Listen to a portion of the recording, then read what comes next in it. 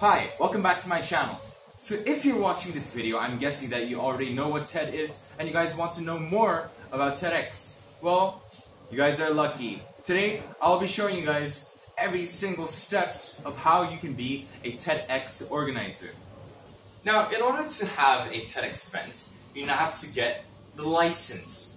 The license is something that TED will give you, saying that yes, you can organize your own event in your community. And the video that follows from now on is every single thing you have to know to become the organizer for TEDx.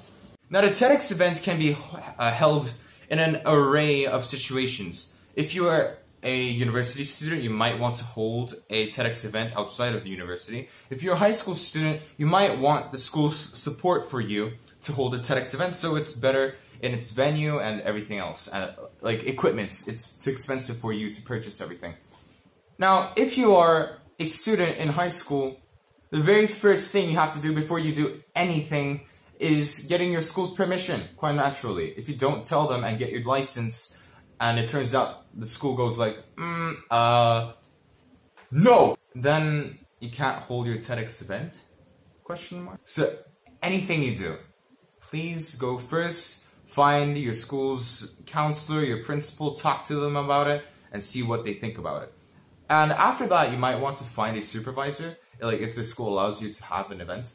Find a supervisor who is interested in TEDx. If you don't have a good supervisor, they're not going to help you sufficiently. Now, after you've done the previous steps, now you have to get your license.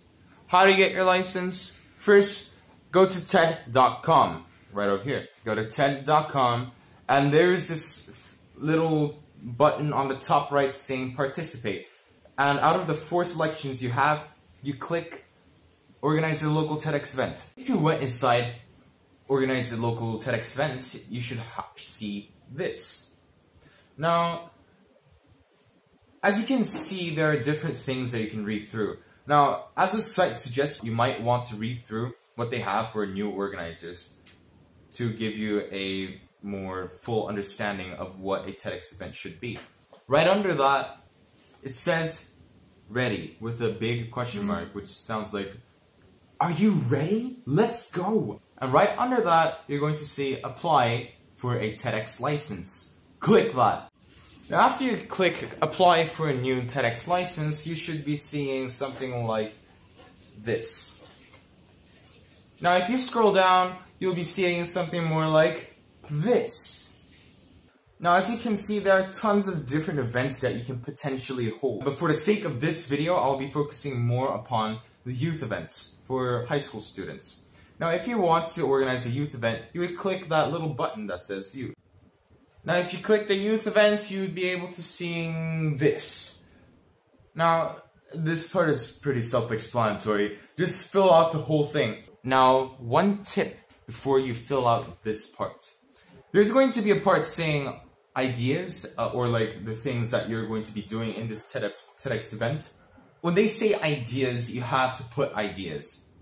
It has to be inspirational, or something new, or something approached in a new perspective. So anything you do, you put in the ideas section. It cannot be really cliche, so to say. It has to be very unique.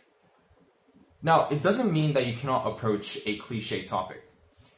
But if you do approach a cliche topic, you cannot have a cliche approach.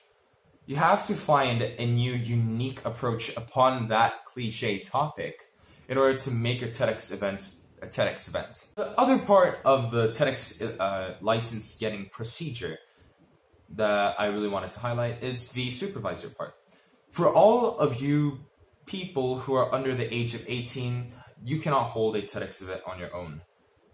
What you can do, you can get a supervisor to supervise you to hold this TEDx event. So you 18-year-old students out there, you can still get a license, just like how I did. I'm 17 right now. When you find a supervisor, you have to ask them to create a TEDx account so that they can find that you can find them on this site to say, this is my supervisor.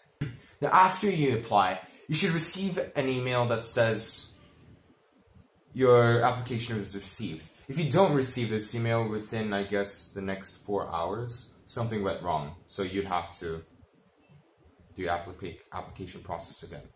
Which reminds me, please create a separate document for your TEDx application, because if you are incapable of finishing it or you want to request a new application, you have to type the thing all over again. Now, it does save it onto the site, but for technical reasons, sometimes that might not work. You might want a separate Microsoft Word document with all your application details. Now, most definitely within a week or 2 weeks, you will get a response from TED. For me, I got a response from this person called Dean, and he or she gave me numerous suggestions on how I should change the event, because my idea supposedly doesn't uphold the idea worth spreading slogan for TED. And after revising and editing the idea based on TEDx's morals, you'll get the confirmation email that looks like this. Now, by the time you get the confirmation email, you'd be doing something like this. So you got your license. So technically, you're good to go, right? Not really, because you don't have a team, do you? That is why what I did, on the first day when we had our club fair, I had a TEDx event laid out so people can sign up to the TEDx event organizing club, so that I have enough people to work for me, and I have enough people to create a TEDx event that is ideal. So for you, the next step would be creating a club within your school and having people who are interested in actually organizing the event. Now, how should you design your club? It's completely up to you, honestly. However, I took the suggestions made from TED. If you go to the TEDx Organizer Guide page, they have different things that they suggest you do. Amazing. Now, you can create your club along those lines, or you can completely create a new way. Doesn't really matter. TEDx doesn't care. But personally, you should take their advice, because they know what they're doing. You probably don't. Alright, so that's it for how you get a license for a TEDx event. All the videos following would be my updates on what I have done so far with my TEDx event.